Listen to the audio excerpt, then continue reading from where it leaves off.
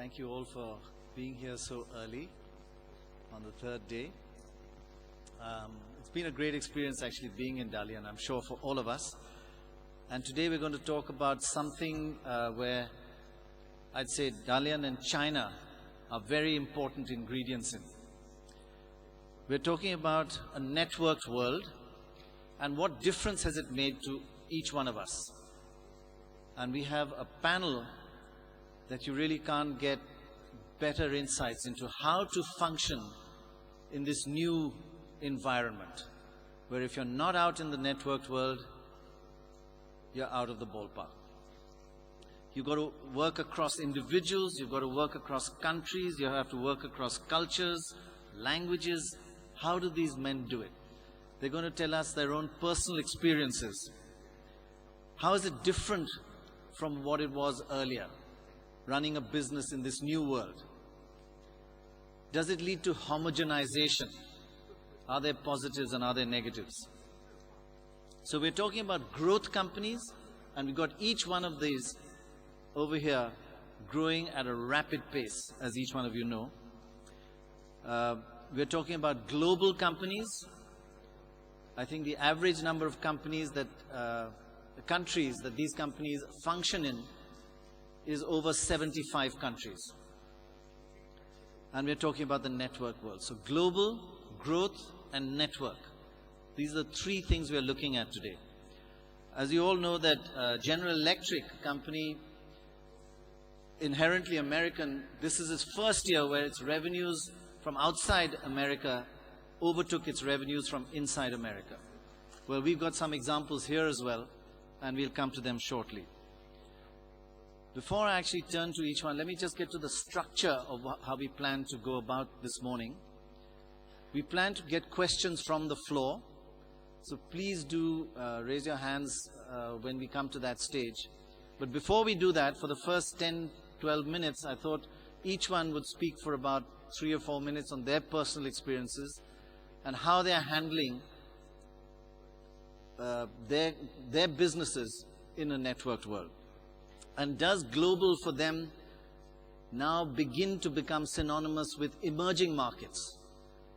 Because again, this quarter for the first time, China has contributed more to world growth than the United States.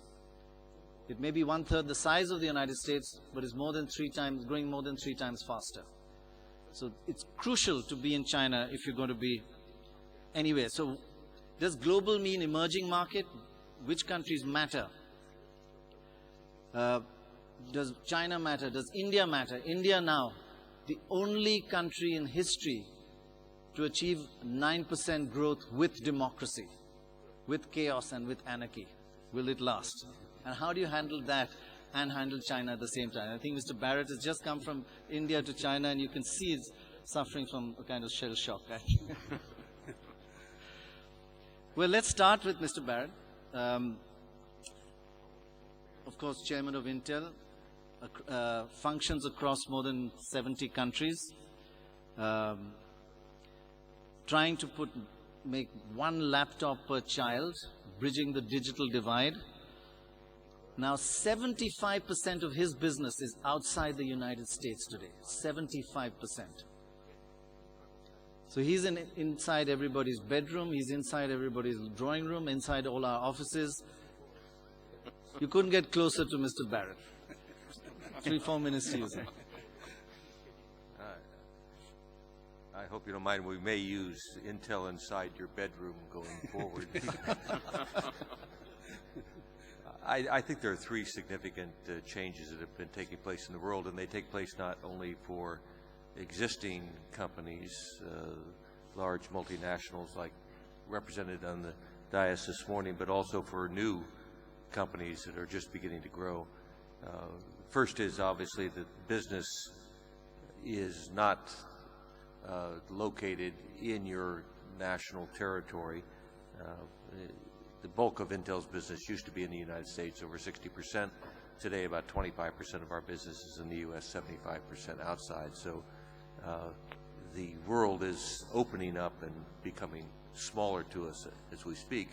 The second major trend is that existing companies, such as our own and other high-tech companies with which I'm most familiar, are all accommodating this and accommodating the fact that work can be done for our companies anywhere in the world. And you see us all expanding into areas like China and India and Russia, Latin America, and other emerging economies.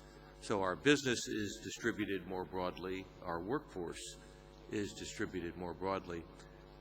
Perhaps the cause of all of this is, in fact, somewhat related to our business, which is technology, which means that you can communicate anywhere in the world at any time at very low cost, and therefore workers can communicate back and forth. But perhaps more importantly, the internet allows you to reach customers around the world almost instantaneously. And certainly many of the new business startups take advantage of this. The Googles of the world, or the search engines here in China, companies like YouTube or MySpace have an instantaneous population that they can reach of approximately 1 billion users of the internet. And 20 years ago, to reach those billion customers, you would have to do it physically. Today, you can do it in a virtual standpoint by just going on the internet. And this allows companies today to rapidly reach 100 million customers overnight.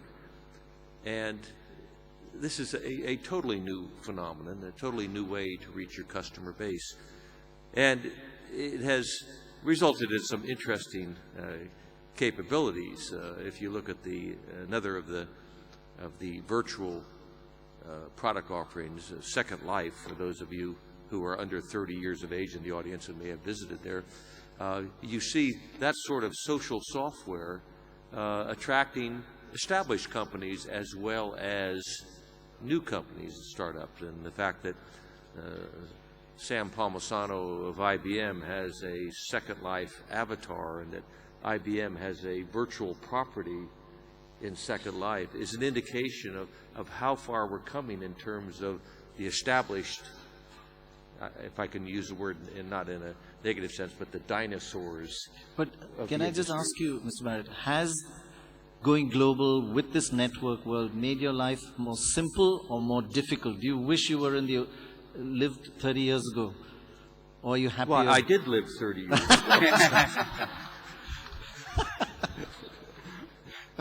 I thought maybe you would ask me if I wish I would live 30 years from now. I thought you were under 30.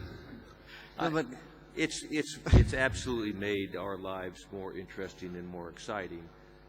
There's no way not to be excited about the business prospects, about the opportunity to reach customers everywhere in the world, and the opportunity to take advantage of the workforce located everywhere in the world. It's made the world much more interesting place, and it's made business much more exciting. No question about it. Let's move on to Maurice Lévy. Most of us actually don't know, but you can't function in the world without him, and you certainly can't function at the World Economic Forum without him. He is behind everything that you're doing here. With Publicis, of course, one of the largest advertising and media companies in the world. He actually is really suited to the network world because you're actually a computer man who switched by mistake. Yes, I was on the wrong path. So I'm an engineer, and I started as a data processing manager.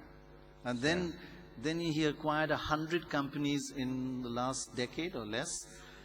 He's now in 109 countries. 45% of his business is in the United States, and 20% at the moment, very low, 20% in emerging markets. Yes, if we look at 10 years ago, Publicis was a European agency, French-based.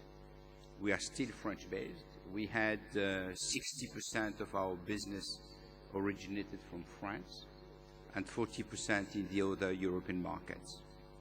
Today, France represents slightly less than 10%. And our business has been multiplied by something like 15 times. We are in advertising, we are in communication, we are the leader in digital communication for our clients. So this is what has helped us to build the company we are. It's globalization. And I believe that one of the reasons why we have been relatively successful, it's because we had a view on globalization which was slightly different from the established other agencies. We thought that what will lead the world will not be homogenization. You mentioned that name, that word. We believe that what will build the world, what will make the world interesting, will be the difference of culture, diversity of people, diversity of approaches, and this has been our approach in terms of communication and how we are working with our clients.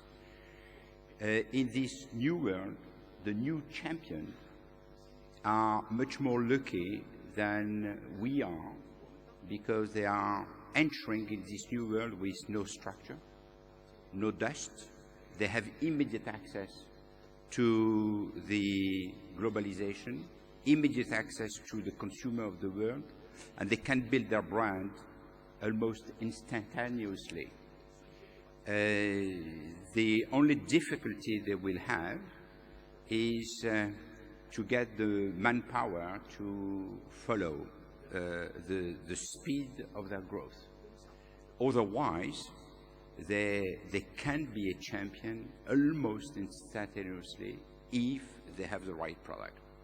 So they are in a position in that networked world which is probably much stronger than the one we had when Publicis has been created, which was in 1926 in Paris.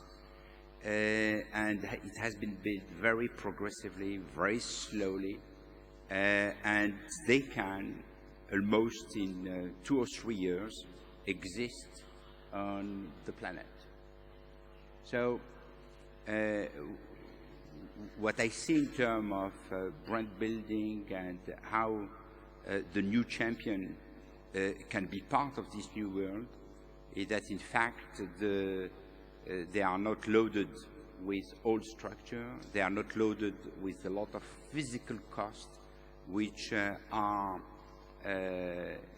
creating some impediment to grow. So you're saying kind of disinvestment of the older companies is more difficult than investment by new companies. I just wanted to take up one point. How do you handle this diversity in your very creative area? You try to avoid homogenization, but in your area you do need localization, you need creativity. How do you handle that? We need people who understand the culture of the country. Local, is it? Local culture. People who have been grown up in the country and who understand what was the song at which they have been sleeping with their mother when they were a baby. Because that is what is making the culture. It's when you are growing up in a country, you are growing with what you are nourished with. And we cannot build like Google or Yahoo a system which is based in Mountain View or in Palo Alto and considering that everyone will follow simply because we have the best engineers.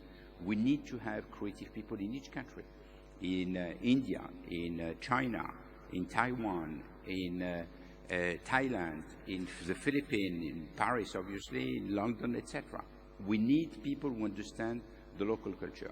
But you know, the difficulty is when you are building a brand on a global basis, right, to have the right touch point, which is giving to the brand a feeling which is the same everywhere and touching the emotional touch point of the people locally. Exactly. And that is very difficult because if you use something which is purely international, you will obviously be immediately characterized as an international brand, and you will not be a household name. And if you want to be a household name, you have to play on the two levels.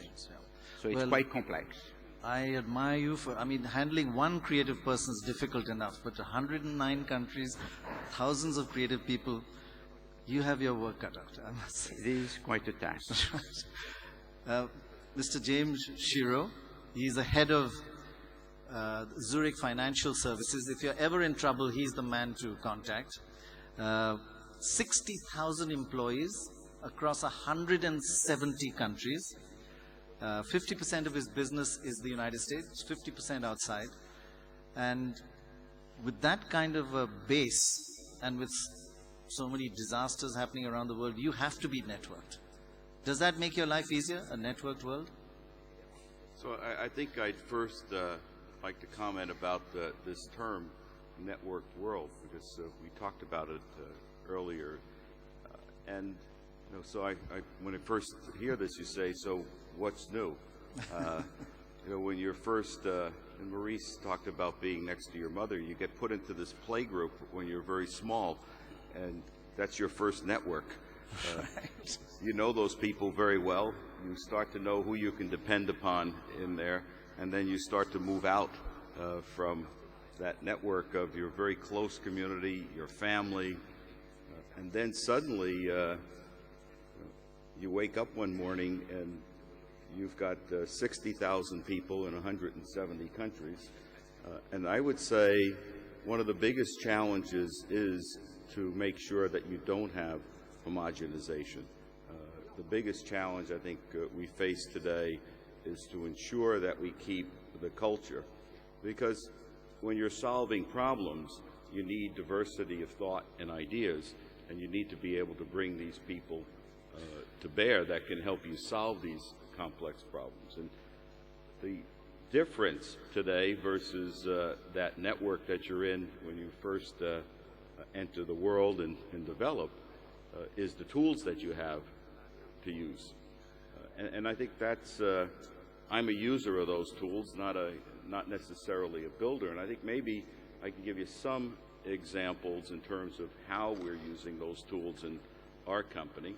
And I would also say there's a challenge for the emerging growth companies versus the mature companies. And the challenge is with the mature companies because, as Maurice started to point out, we have to break down our systems and processes and reinvent them so that we can use these tools, where most of the emerging growth companies are building without structure and how to use these tools. And those companies that use those tools in the most effective way. And let me use two catastrophes, one that occurred several years ago and one that's more recent. And the ability to interconnect in this world and share experiences and learn from this.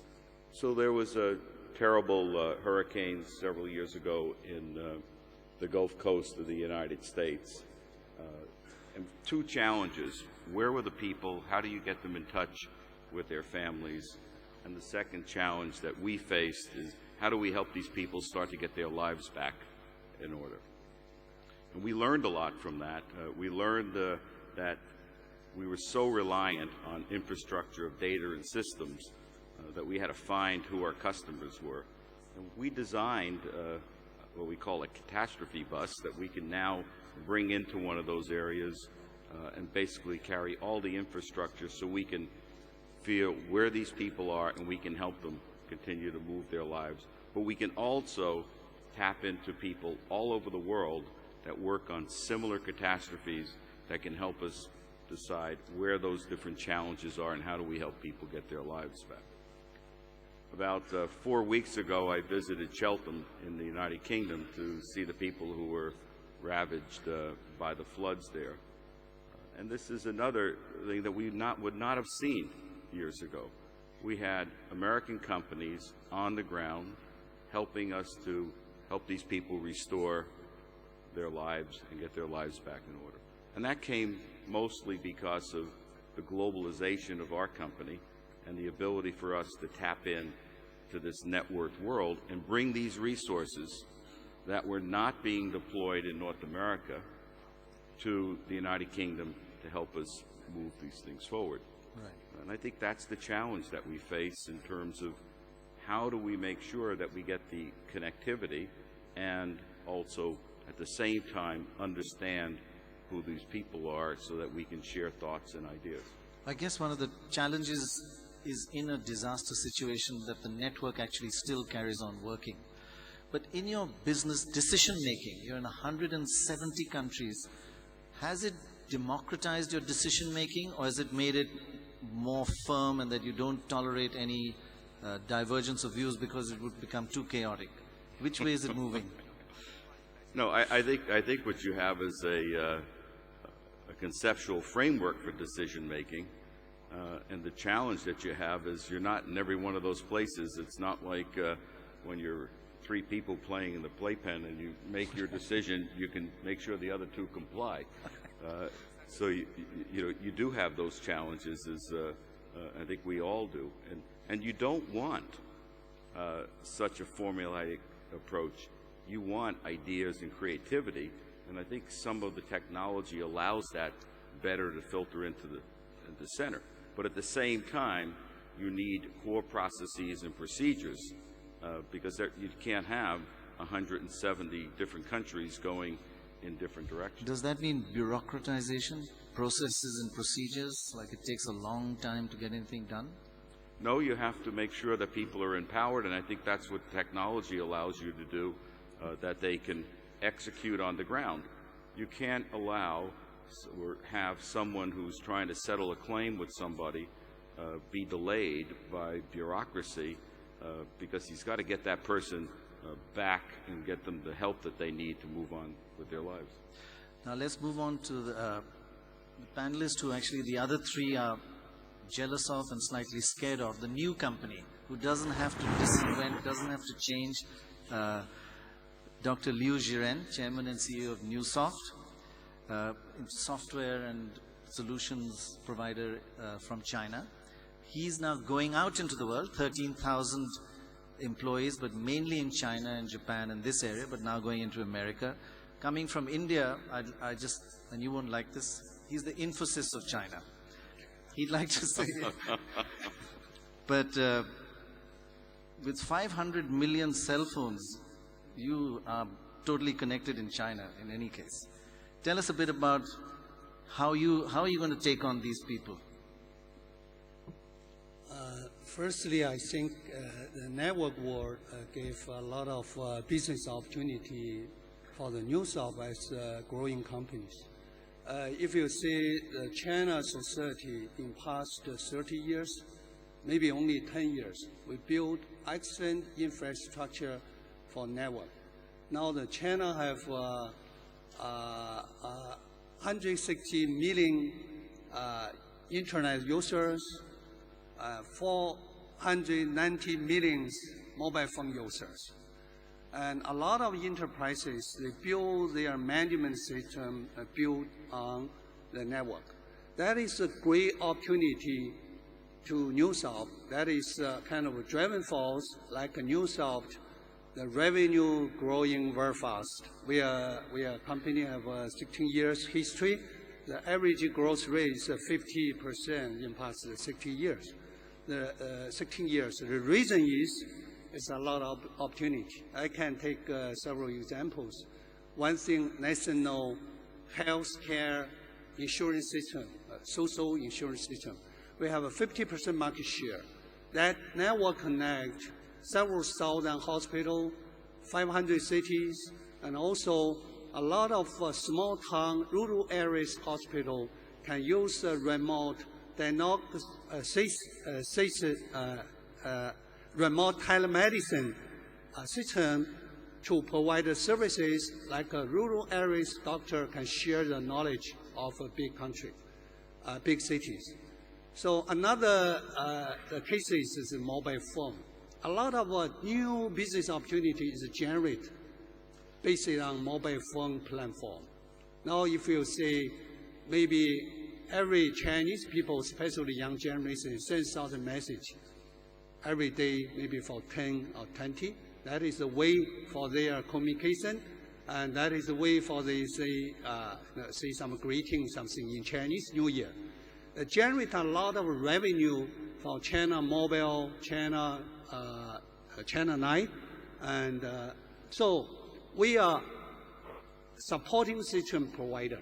We have very good market share in that field. They update every year because more and more the people use that platform. And now China Mobile also open a kind of services called mobile phone navigator. So that means you can use a mobile phone to navigate you to find some place with a voice to tell you go ahead, turn right, and you can find the place you want. So because this, we got more and more new job opportunity.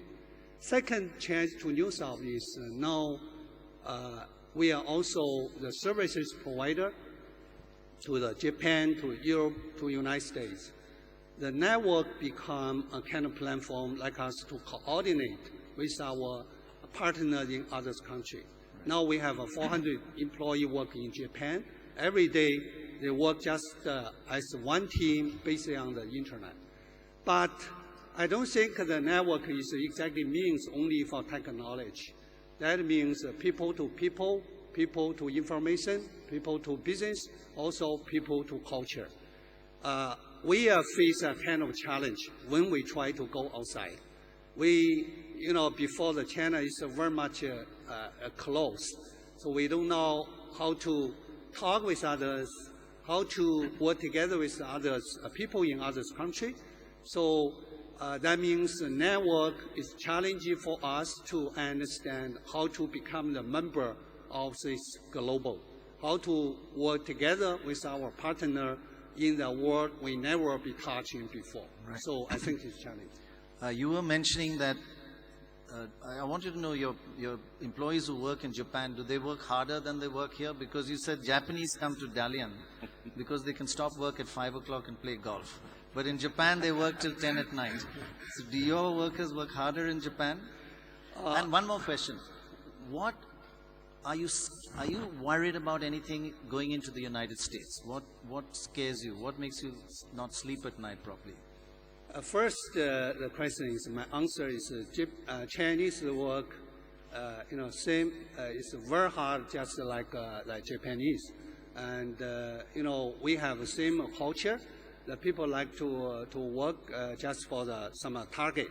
And they are really, hungry to learn and then spend a lot of time, even the working time, and we have 4,000 employees working in Dalian. They are really, to work in the value chain of our customer. Right. And the second question is what? Sorry. What scares you about going to America? You're just starting. It's American, United States is the market we are really a little bit, nervous about that. Reason is the difference with Japan. It's a big country, and also in the areas we are focused on, I mean the software and the services, American is very, very powerful. It's number one in the world. Right. So, if we try to compete in a number one competitor, we still need some time to prepare. But we still have a kind of chance. For example, we sell some of our medical system to United States, like a CT and MR. It's, yes, it's a high-end, high-tech product. But we are very happy to say Americans like to buy good product with a reasonable price and with a good function to meet their need. So they're like everybody else. Yes, just like a lot of product made in China, like electronic applicants. Questions? One right there at the back with the hand up there. Yeah.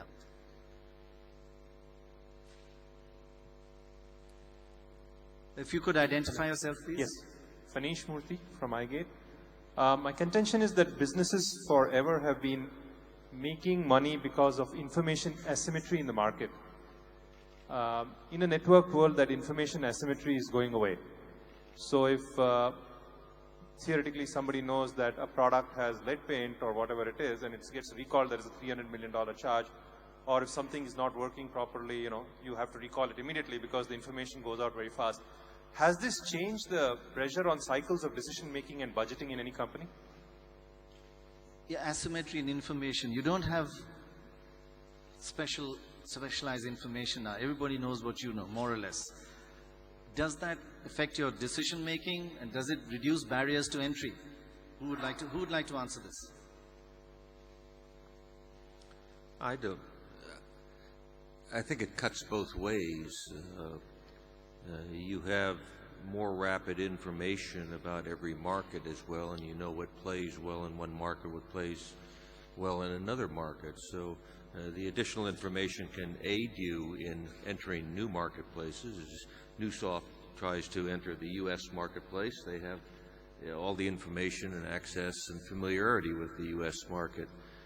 I think whereas in the past advantage may have come from a partitioning of information, the advantage in future marketplaces will come from innovation and the creation of new ideas through the investment in research and development. And that will still be the defining feature in companies. Those companies that innovate rapidly, stay ahead of the market, will be successful. Those who try to rely on yesterday's innovation to be successful will not. So it's pressure on innovation. There's no question that economies in the future will be successful on the basis of their educational infrastructure. They'll be successful on the basis of their level of innovation, the investment in research and development. And they'll be successful if the government sets an environment that promotes investment in innovation. So it's got a lot to do with human capital now. That's the big change. Human beings. Well, human capital is absolutely going to be important, but it's educated human capital. Right. Lévy?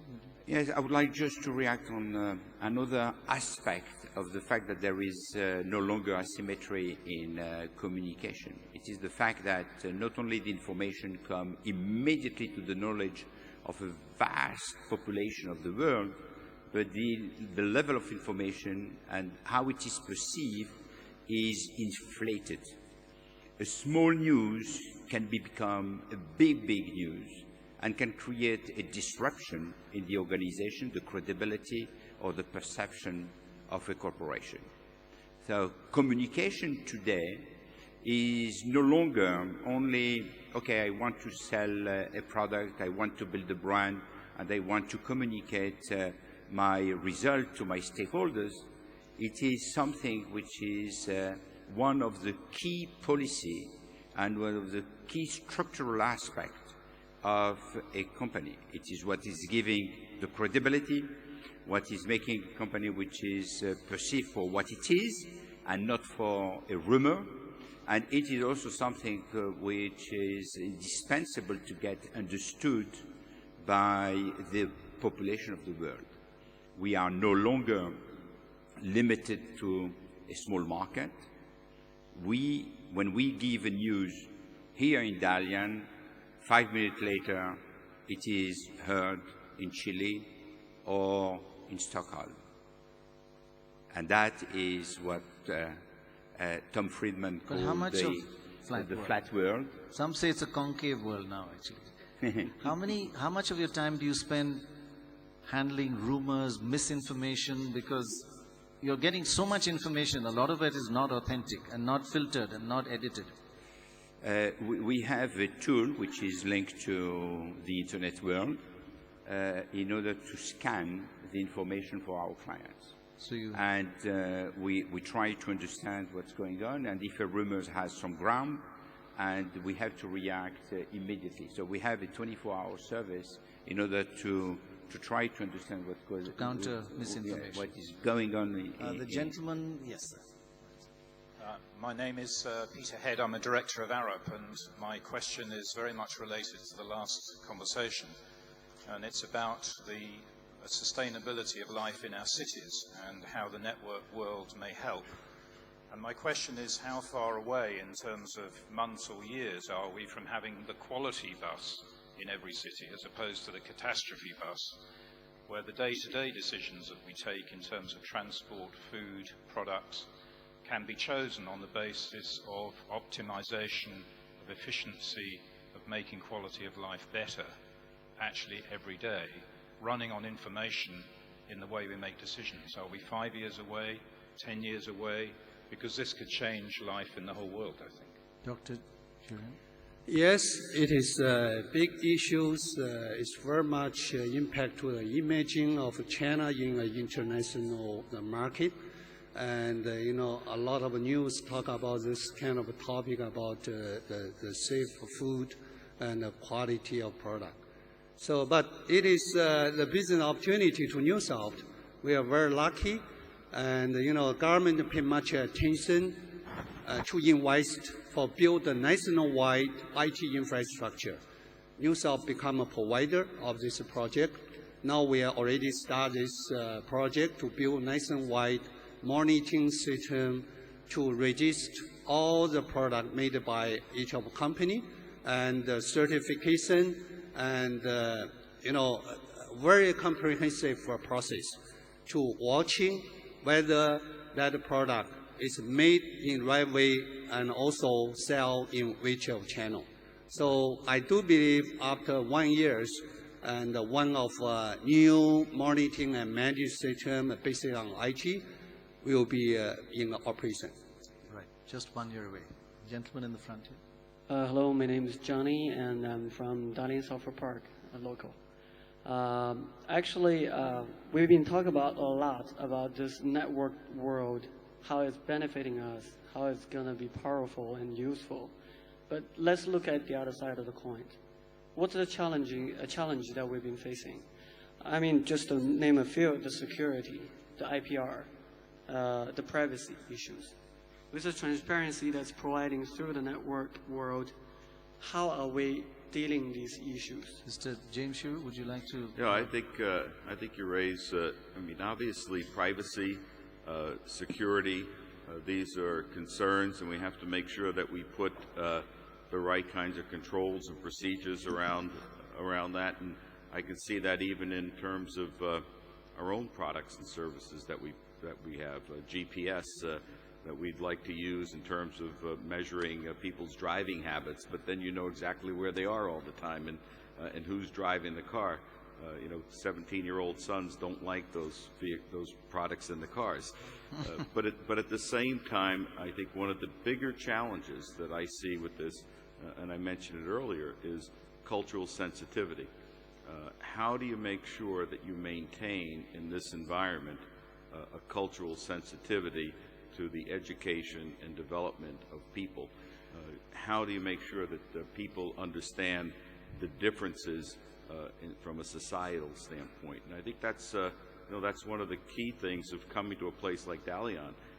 You can read about it everywhere, and if you run a Western board and you bring up China, everyone on that board has a defined opinion about what you should be doing in investing in China.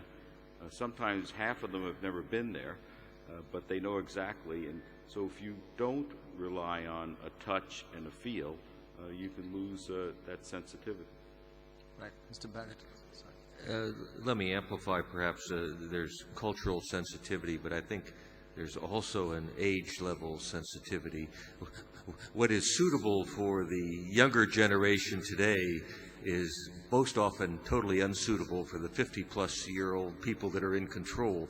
And so the individual who doesn't mind giving his credit card to any waiter in any restaurant would absolutely refuse to put his credit card on the internet for some reason. So to some degree, these norms will change over time as the younger generation who grows up with the internet, who grows up with this openness, who grows up with this willingness to share information, as they move into more powerful positions in the economy and the government and the society. I think you'll see a shift of many of these attitudes. Today we have laws that are being shaped by people who were born and educated well before the computer and the internet were created. Mr. Lévy, you want to answer? Yes, in France we are very sensitive with that issue. And a body has been created in 1982 1982, which is called Informatique et Liberté. You can translate into computer, database, and freedom. And this body must control the way people are handling data. If you look at your own portfolio of cards with the chips which are included, somebody can have access to your medical file, to how you spend your money, what do you do when you are entering in an office, going to another place. Everything is on computer today. So there has been a rule which has been erected, which are today looked at very seriously by the European Union Commission, and they will probably be applied at the European level. There are many risks. Not only there is the fact that we, advertising people, can use your information in order to sell some product, which is a little damage. Honestly, if we sell a little bit more, it's not a problem for you. The problem is more serious when this is going to the wrong hands, because people can have access to information which they can be using on the wrong way, and they can also not only steal what you have in your bank account, but they can also build a case on based on your information, which can destroy your life. So it's something which is absolutely terrifying when you see the use which can be done of this information, and having some strict rule is very important. Right. Maybe one reason why India's geared up to this new world is that we don't believe in privacy. There's no word for privacy in the Indian language. A psychiatrist who came back from America used to call in the patient alone and try to talk to him. He wouldn't say anything. But when he called in his whole family, he would come out with his most intimate problems. But he has to have public. We don't believe in privacy. We're ready for this. So I just want to make a comment about, I think that is issue is not for any of a single countries. Because the network you can put a server in any of countries in the world. And for example, the music download. So if United States is, have some kind of regulation, they can put the server maybe in China, in other country, the people still can access some same content, which for maybe some like copyright, IPR issues.